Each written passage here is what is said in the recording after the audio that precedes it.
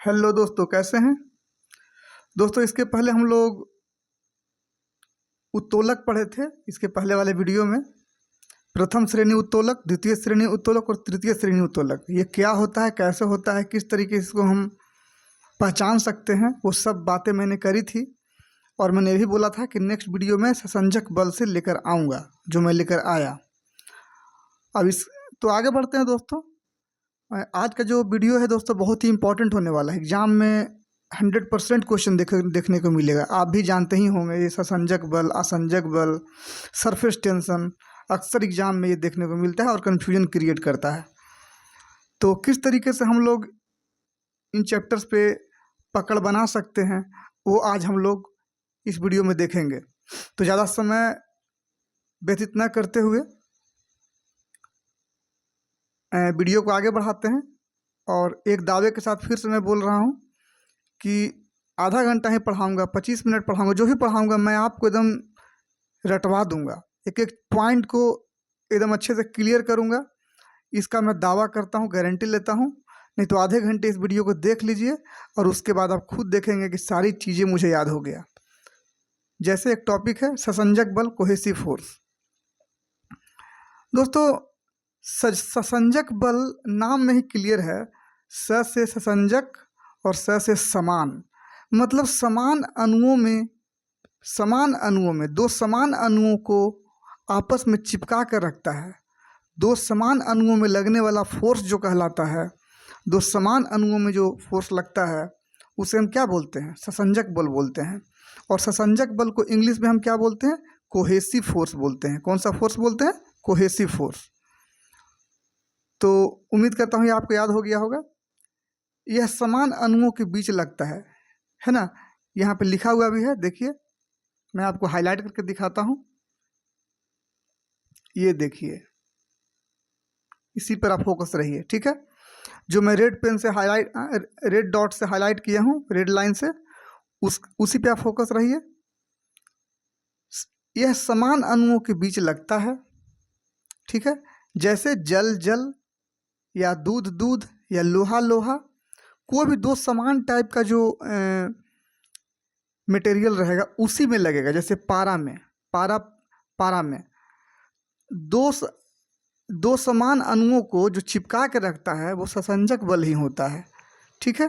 तो ये बात याद रखिएगा। और ये सबसे ज़्यादा किस में होता है, तो ठोस में होता है, और उसके बाद किस में होता है, द्रव में होता है, और उसके बाद गैस में। सबसे कम जो ससंजक बल होता है वो गैस में होता है, और सबसे अधिक किस में होता है, ठोस में होता है।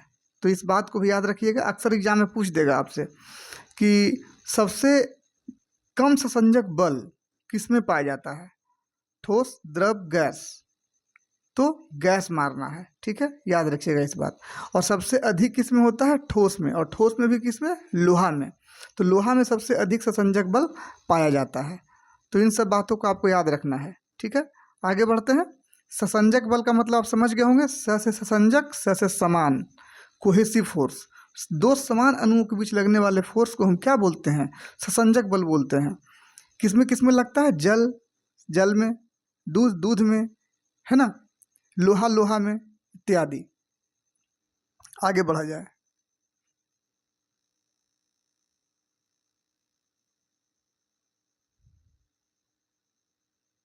अब देखिए यहाँ पे मैंने लिखा है, आपको मैं हाईलाइट करके दिखाता हूँ दोस्तों।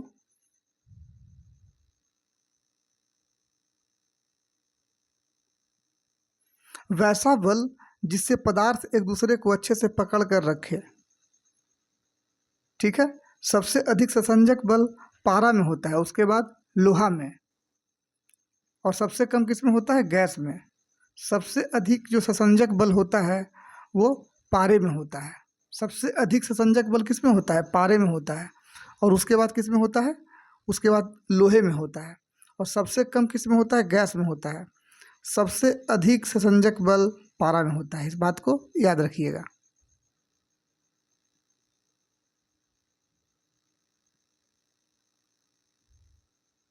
ससंजक बल के कारण ही पारा अपने में ही अच्छे से चिपका होता है, ठीक है। ये भी पॉइंट मार्क करने वाला है कि ससंजक बल के कारण ही जो होता है, ससंजक बल के कारण ही जो होता है पारा अपने में ही अच्छे से चिपका होता है।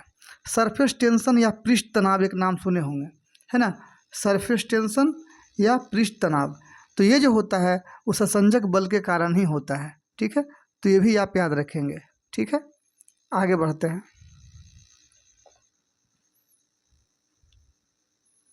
अब यहाँ पे देखिए कोरिलेट मैंने किया है। ससंजक बल मतलब समान अणु, ससंजक बल का मतलब समान अणु, और असंजक बल का मतलब असमान अणु। ये हो गया ससंजक बल समान अणु, और ये हो गया असंजक असमान अणु। तो उम्मीद करता हूँ ये आपको अच्छे से याद हो गया होगा। आगे बढ़ते हैं।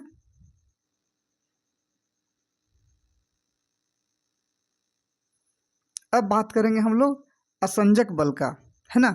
अब किसकी बात करेंगे हम लोग? असंजक बल का बात करेंगे। अब देखिए असंजक बल, असंजक बल को इंग्लिश में बोलते हैं एडहेसिव फोर्स। क्या बोलते हैं? ससंजक बल को बोलते थे कोहेसिव फोर्स, और असंजक बल को हम क्या बोलेंगे? Adhesive force. अ से असंजक, अ से असमान, अ से असंजक और अ से असमान। ठीक है, तो असंजक बल असमान अणु में लगते हैं। दीवार पे फेविकोल का चिपकना, दीवार पे फेविकोल का चिपकना क्या होता है? वो असंजक बल के कारण ही होता है ना। दीवार पे जो फेविकोल चिपकता है, ये दो असमान अणु हुआ ना, दीवार में अलग अणु हुआ और फेविकोल में अलग अणु हुआ, तो ये दो को जो चिपका के रखेगा उसको हम क्या बोलेंगे? असंजक बल बोलेंगे। चौक से ब्लैक बोर्ड पर लिखना असंजक बल कहलाएगा, है ना। या दूध और पानी का टच जो होता है वो असंजक बल के कारण ही होता है। दूध से पानी जो चिपक जाता है, मिल जाता है, अच्छे से मिल जाता है, वो किसका एग्जाम्पल है? वो असंजक बल का एग्जाम्पल है, या असंजक बल के कारण ही होता है। असंजक बल से क्वेश्चन हमेशा रहता है, ये बहुत इंपॉर्टेंट है, आप खुद भी देख रहे होंगे, बताने की आवश्यकता नहीं है। जैसे पेन पेपर, पेन से जो हम लोग पेपर पे लिखते हैं तो वो असंजक बल के कारण ही लिखाता है। लिपस्टिक का होठ से चिपकना, लिपस्टिक जो होठ से चिपक जाता है, तो वो भी क्या है एग्जाम्पल? वो भी एग्जाम्पल है, असंजक बल का एग्जाम्पल है।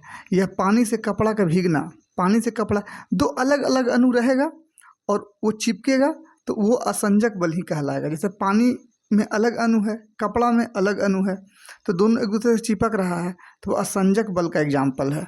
ठीक है, याद रखेंगे ये बात को।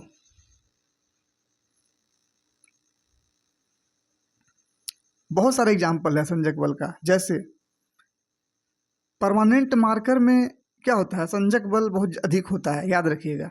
परमानेंट मार्कर से जब आप कहीं भी लिख दीजिएगा, कहीं पर ब्लैक बोर्ड पर या कहीं पर भी,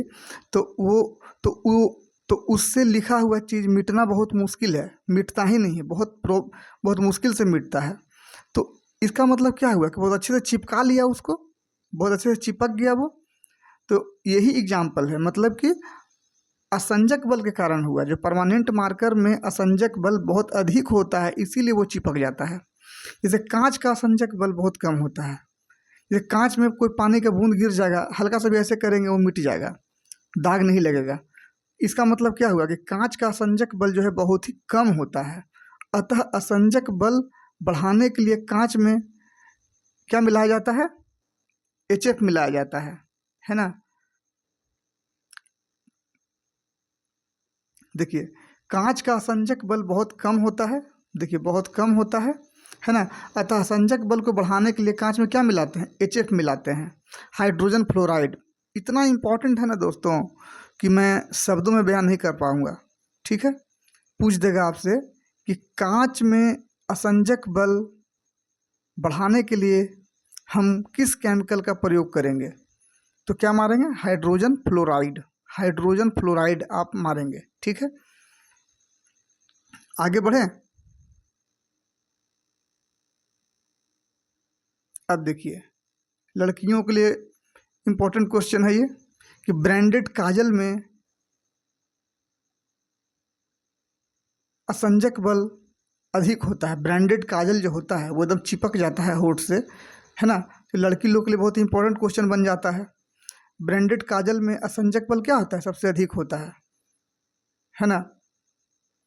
पानी के अंदर असंजक बल ज़्यादा होता है, यह दूसरे चीज़ को ज़्यादा चिपकाता है।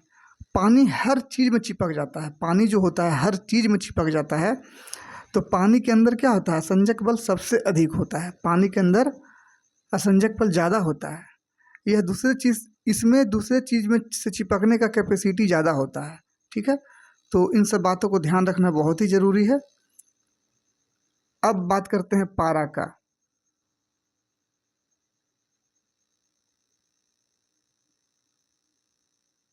पारे की बात किया जाए, पारे के अंदर ससंजक बल, पारे के अंदर ससंजक बल अधिक होता है। कौन सा बल, ससंजक बल, ससंजक बल, क्योंकि वो खुद से चिपका के रखता है, दूसरे से जल्दी नहीं चिपकता है, वो खुद में ही चिपका रहता है, पारा खुद में ही चिपका रहता है, इसीलिए उसमें ससंजक बल क्या होता है, बहुत अधिक होता है। ये दूसरे से नहीं चिपकेगा बल्कि अपने आप को चिपका कर रखेगा। तो इसीलिए पारे में क्या होता है, पारे में ससंजक बल बहुत अधिक होता है। ठीक है, अब सोच लीजिए अगर ये नहीं पढ़ते तो आपको कितना कन्फ्यूजन करता। फिर से एक बार रिपीट करवा दे रहा हूँ मैं। पानी के अंदर असंजक बल अधिक, ब्रांडेड काजल या लिपस्टिक, इस सब में असंजक बल होता है। ब्रांडेड काजल में असंजक बल अधिक होता है, गर्ल्स लोग ध्यान देंगे। ठीक है, कांच का असंजक बल बहुत ही कम होता है, और इसको बढ़ाने के लिए हम लोग क्या करते हैं, हाइड्रोजन फ्लोराइड का इस्तेमाल करते हैं, हाइड्रोजन फ्लोराइड का इस्तेमाल करते हैं। ठीक है, परमानेंट मार्कर में क्या होता है, असंजक बल बहुत अधिक होता है, बहुत ज़्यादा होता है परमानेंट मार्कर में। ठीक है, पेन का पेपर से चिपकना, लिपस्टिक का होठ से चिपकना, पानी से कपड़े का चिपकना, चौक से ब्लैक बोर्ड का लिखना, ये सब सारे जो हैं, दूध का पानी से मिलना, ये सारे के सारे क्या होते हैं, असंजक बल का एग्जाम्पल हैं। दीवार पे फेविकोल का चिपकना, ये सब क्या है, ये सारे के सारे क्या हैं, असंजक बल का एग्जाम्पल हैं। तो उम्मीद करता हूँ ये आपको याद हो गया होगा। ठीक है, आगे बढ़ते हैं। अब हम थोड़ा सा सरफेस टेंशन की बात करेंगे, यानी कि पृष्ठ तनाव की बात करेंगे। दोस्तों, हो सकता है कि आप बोर हो रहे होंगे या सुनने का मन नहीं कर रहा होगा, लेकिन यकीन मानिए ये आपके लिए ही वीडियो है। अगर आप इसको अच्छे से सुन लेते हैं तो सारे क्वेश्चन अगर एग्जाम में बन जाएंगे, जो अगर इस वीडियो से अगर क्वेश्चन आ गए और वो बन जाएंगे, तो इससे अच्छी बात आपके लिए क्या हो सकती है। हाँ, हम रील, वीडियो, फिल्म, मूवी देखते हैं, लेकिन इस तरह का वीडियो नहीं देखते हैं। तो ये तो वीडियो आपके लिए इम्पोर्टेंट है। फिजिक्स में पढ़ा रहा हूँ आपको, और बहुत अच्छे से एक्सप्लेन करके समझा रहा हूँ, एक एक चीज़ को, एक एक पॉइंट को, एक एक टॉपिक को। तो इससे बेटर और क्या हो सकता है आपके लिए। तो इसीलिए बहुत ही ध्यानपूर्वक अच्छे से सुनेंगे, सब कुछ छोड़ दीजिए अभी आधा घंटा, फिर बाद में आधा घंटा का रील देख लीजिएगा आप, लेकिन फिलहाल आधा घंटा वीडियो को सुन लीजिए, एक एक चीज़ मैं क्लियर करवा दूंगा। ठीक है, जैसे बात करते हैं सरफेस टेंशन का, तो सरफेस टेंशन को क्या बोलते हैं इंग्लिश में, हिंदी में पृष्ठ तनाव बोलते हैं। इसको टी से डिनोट करते हैं, और ये इसका फॉर्मूला क्या होता है, फोर्स पर यूनिट लेंथ, है ना। टेंशन बराबर होता है सरफेस टेंशन बराबर फोर्स पर यूनिट लेंथ, और फोर्स को हम किससे रिप्रेजेंट करते हैं, न्यूटन से, लेंथ को मीटर से, यानी कि न्यूटन पर मीटर इसका एसआई यूनिट हो गया। एसआई यूनिट एग्जाम में हमेशा आता है, एग्जाम में, है ना, तो इसको भी याद रखिएगा। न्यूटन पर, नेक्स्ट, सरफेस टेंशन जो होता है वर्क पर यूनिट एरिया भी होता है। दो फार्मूला होता है, फोर्स पर यूनिट लेंथ और वर्क पर यूनिट एरिया भी होता है। तो वर्क पर यूनिट एरिया रहेगा तो क्या हो जाएगा, joule per metre square, joule per metre square. तो दोनों ही होता है, इसका जो यूनिट होता है, ऐसा यूनिट जो होता है वो दोनों ही होता है। ठीक है ना, तो इस बात को याद रखना बहुत ज़रूरी है। एक हो गया आपका, यहाँ पे देखिए, है ना, ये हो गया, और एक हो गया आपका ये वाला, joule per metre square. Formula क्या होता है, फोर्स पर यूनिट लेंथ, है ना, वर्क पर यूनिट एरिया भी होता है। तो इस सब बातों को ध्यान रखना है। ठीक है, आगे बढ़ें।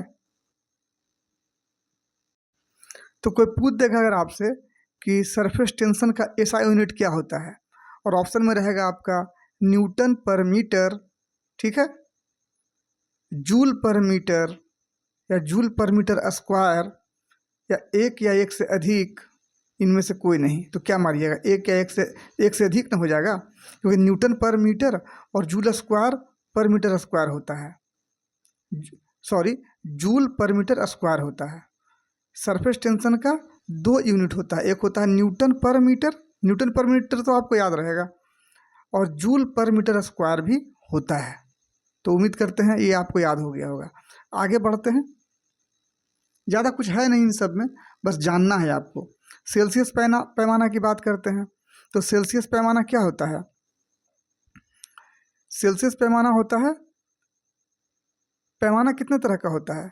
बेसिकली 4 तरह का होता है। सेल्सियस पैमाना, फ़ारेनहाइट पैमाना, केल्विन पैमाना और रोमर पैमाना। तो सेल्सियस पैमाना जो होता है 0 से 100 तक होता है। फ़ारेनहाइट पैमाना 32 से 212 तक होता है, और केल्विन पैमाना 273 से 373 के बीच में होता है। तो ये सब बातें याद रखना बहुत ज़रूरी है। देखिए सेल्सियस पैमाना मैंने कितना बताया, सेल्सियस पैमाना हो जाएगा 0 से 100, सेल्सियस पैमाना हो जाएगा 0 से 100 हो जाएगा। फ़ारेनहाइट 32 से 212, फ़ारेनहाइट कितना हो जाएगा 32 से 212। केल्विन कितना हो जाएगा 273 से 373, और रोमर कितना हो जाएगा 0 से 80 हो जाएगा। ये जो मैं आपको बताया, मैंने क्यों बताया इसको, या मैं क्यों इसको रटवा रहा हूँ, ये आप शायद नहीं समझ पाए होंगे, मैं समझाता हूँ। अगर ये आप याद कर लिए, जो पैमाना जो है, जैसे सेल्सियस का 0 से 100 तक है, जैसे मान लिया कि जैसे मान लिया फ़ारेनहाइट का 32 से 212 है, फ़ारेनहाइट का कितना है 32 से 212 है, केल्विन का कितना है 273 से 373 है, रोमर 0 से 80 है। तो ये सब जो मैं याद करवाया, तो इसका एक बहुत ही बड़ा मकसद है याद करवाने का, इससे आपको फॉर्मूला याद हो जाएगा। तो फॉर्मूला याद करवाने के लिए ही मैं इसको ऐसा किया हूँ, ठीक है। तो पहले मेरे साथ आप रटिए, पहले आपको मैं रटवाऊँगा, ऐसे ही सिर्फ पढ़ के बता दूँगा तो कोई फ़ायदा नहीं है। आप इसको यहाँ इस पेज से आगे तभी जाइए जब इसको आप याद कर लीजिए, ठीक है। सेल्सियस बताइए आप कहाँ से कहाँ तक, तो 0 से 100 तक। फ़ारेनहाइट कहाँ से कहाँ तक बताइए, तो 32 से 212 तक, है ना। केल्विन कहाँ से कहाँ तक, तो 273 से 373 तक। रोमर कहाँ से कहाँ तक, 0 से 80 तक। अब देखिए ये कितना इम्पोर्टेंट है, कैसे आपका फॉर्मूला मैं याद करवाता हूँ। अब देखिए एक फॉर्मूला तक मैं जाऊँगा, डायरेक्ट आप फॉर्मूला याद करेंगे तो याद नहीं होगा आपको, है ना। बहुत इंपॉर्टेंट है, अक्सर एग्जाम में आता है, तो मैं उसको याद करवा दूंगा। आप देखिए ना, आप कैसे याद करवाता हूँ, आप देखते जाइए, बस आप मेरे साथ बने रहिए। बस कैसे मैं याद करवाता हूँ वो मेरा हेडक है। आप पहले इसको देखिए, देखिए यहाँ पे इसको देखिए, ये तो आपको याद हो गया, ये वाला तो आपको याद हो गया होगा। ये जो है देखिए यहाँ, ये तो आपको याद हो गया होगा, ये वाला, है ना। अब देखिए, अब इस पे आते हैं, देखिए यहाँ पे आइए, थर्मामीटर, ये फॉर्मूला याद कीजिए, थर्मामीटर माइनस लो, और उसके बाद बटा में हाई माइनस लो।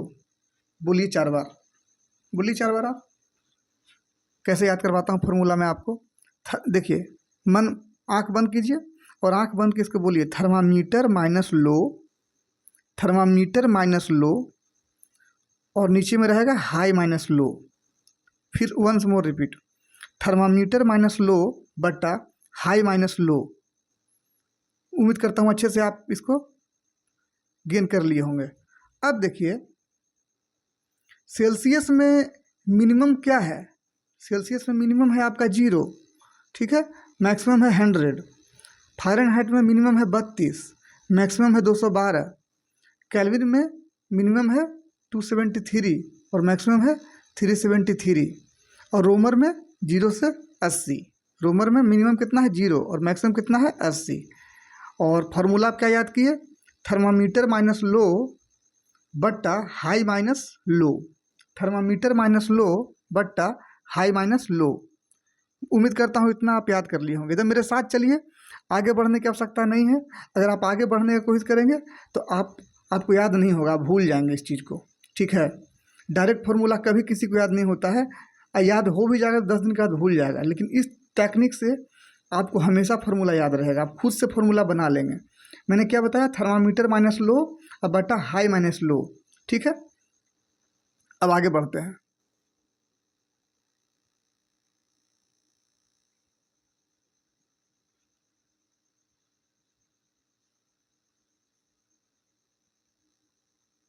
अब देखिए, सेल्सियस पे मैक्सिमम और मिनिमम को बिठाइए। फार्मूला क्या याद किए थे, फार्मूला याद किए थे थर्मामीटर माइनस लो, यही था ना, थर्मामीटर माइनस लो अब बटा हाई माइनस लो, यही था। तो थर्मामीटर क्या है यहाँ पे, थर्मामीटर हम लोग ले रहे हैं सी ले रहे हैं, सेल्सियस ले रहे हैं। देखिए थर्मामीटर क्या ले रहे हैं हम लोग, सेल्सियस ले रहे हैं।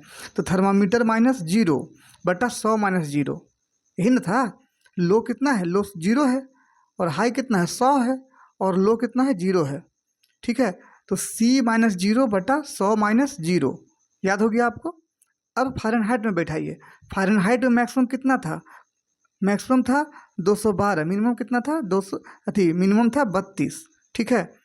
तो बिठा दीजिए फ़ारेनहाइट पे। फ़ारेनहाइट में क्या हो जाएगा, F माइनस 32 बटा 212 माइनस 32, F माइनस 32 बटा 212 माइनस 32। कैल्विन में मिनिमम कितना था, कैल्विन में कितना था, मिनिमम था 273 और मैक्सिमम कितना था 373। मिनिमम कितना है 273, मिनिमम कितना है 373। तो फॉर्मूला में बिठाइए, थर्मामीटर माइनस लो बटा हाई थर्मामीटर माइनस लो बटा हाई माइनस लो, ठीक है। तो ये याद रखिए, कैल्विन माइनस 273 बटा 373 माइनस 273, तो ये हो गया। अब इस फॉर्मूले के जब आप अरेंज करेंगे, इस फॉर्मूले को जब आप अरेंज करेंगे तो ये कैसा बन जाएगा, ये फार्मूला बन जाएगा कुछ इस तरीके से बन जाएगा, ठीक है। ये फार्मूला कैसा बन जाएगा, ये फार्मूला बन जाएगा F माइनस 32, देखिए यहाँ F माइनस 32, और यहाँ पे देखिए K माइनस 212 बटा 5, ये हो जाएगा R बटा 4। तो F माइनस 32 बटा 9, F माइनस 32 बटा 9,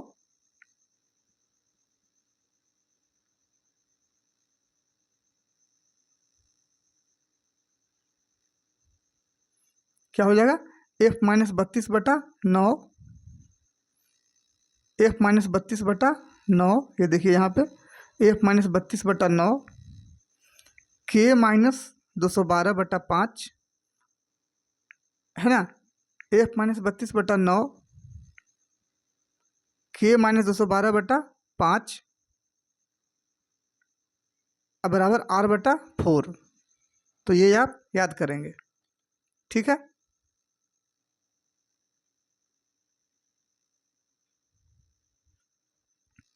अब आगे बढ़ते हैं।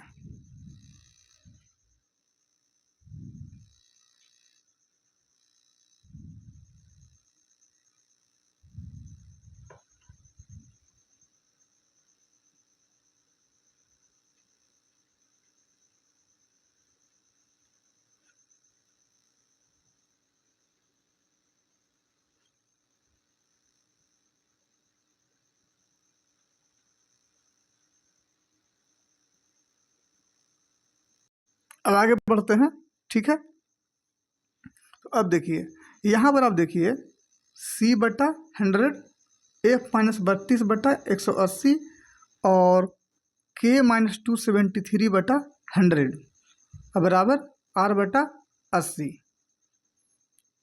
तो ये आप याद कर लीजिएगा अच्छे से, ठीक है। और जब यहाँ से हम लोग आगे बढ़ेंगे, यहाँ से आगे बढ़ते हैं, तो अब देखिए अब ये मेन वाला हो गया आपका फार्मूला। ये जो फार्मूला जो बना, फार्मूला कैसे बना वो मैं बताया आपको। और अब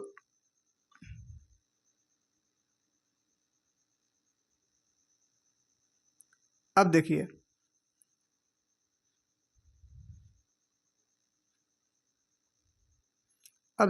यहाँ पे ये फार्मूला है ना, C बटा 5 सी के नीचे कितना रहेगा, 5 रहेगा, और F माइनस 32 और F के नीचे कितना रहेगा, 9 रहेगा, ठीक है।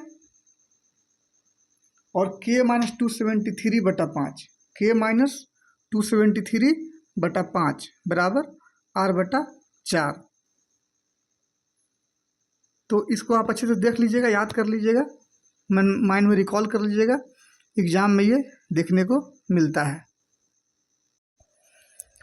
ब्लड बैंक में ब्लड रखा होता है 40 डिग्री सेल्सियस पर, फ़ारेनहाइट पर।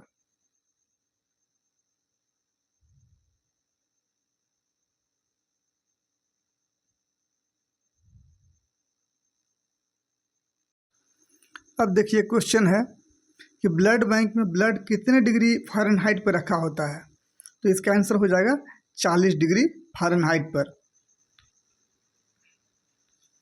अब देखिए क्वेश्चन है, न्यूमेरिकल टाइप का है कि -40 डिग्री फ़ारेनहाइट को सेल्सियस में बदलें।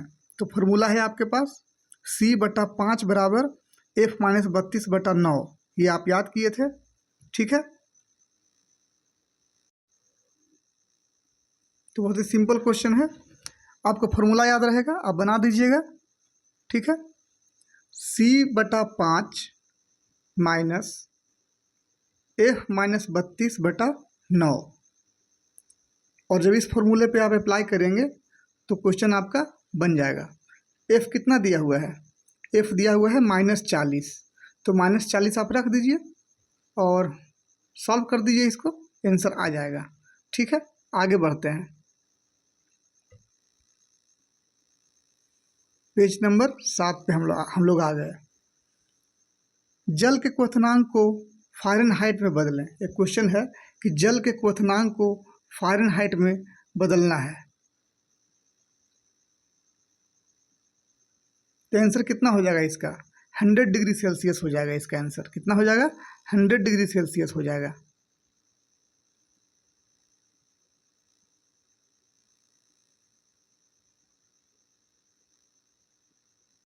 अब ये सेम टाइप का क्वेश्चन है कि जल के क्वथनांक को फ़ारेनहाइट में बदलना है, कैसे बदलेंगे।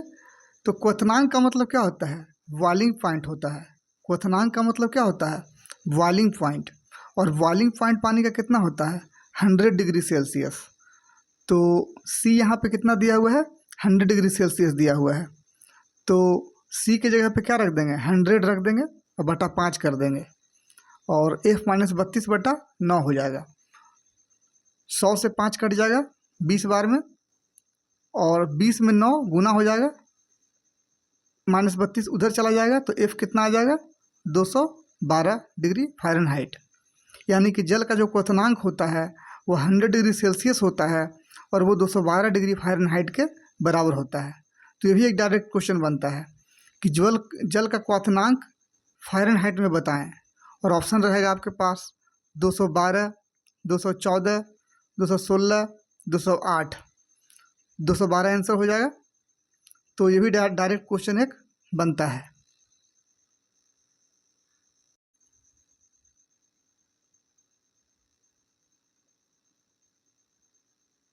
अब क्वेश्चन पूछ सकता है आपसे कि किस तापमान पर सेल्सियस फ़ारेनहाइट का दोगुना हो जाएगा। मतलब सेल्सियस जो है वो फ़ारेनहाइट का क्या हो जाएगा, दोगुना हो जाएगा। कहने का मतलब क्या हुआ कि यहाँ पे देखिए C बराबर कितना हो जाएगा, 2F हो जाएगा, और फार्मूला क्या है अपने पास, C/5 बराबर F माइनस 32/9, ये फार्मूला है हमारे पास। तो इसका अप्लाई करेंगे, जैसे है ना ये फार्मूला है ना, C/5 बराबर F माइनस 32/9, तो C के जगह पे क्या रख देंगे, 2F रख देंगे, C के जगह पे क्या रख देंगे, 2F रख देंगे, अब बटा 5 कर देंगे, क्योंकि यहाँ पे दिया हुआ है ना कि सेल्सियस फ़ारेनहाइट का दोगुना हो जाएगा, तो C बराबर फ़ारेनहाइट का दोगुना, तो 2F हो जाएगा। तो यहाँ से F निकाल देंगे हम लोग, तो आंसर कितना आ जाएगा, आंसर आ जाएगा आपका, जिसको सॉल्व करेंगे तो ऑन सॉल्विंग आज आपका F बराबर आ जाएगा -12 4/13 आ जाएगा। अब एक बहुत ही इंपॉर्टेंट एग्जाम में क्वेश्चन आता है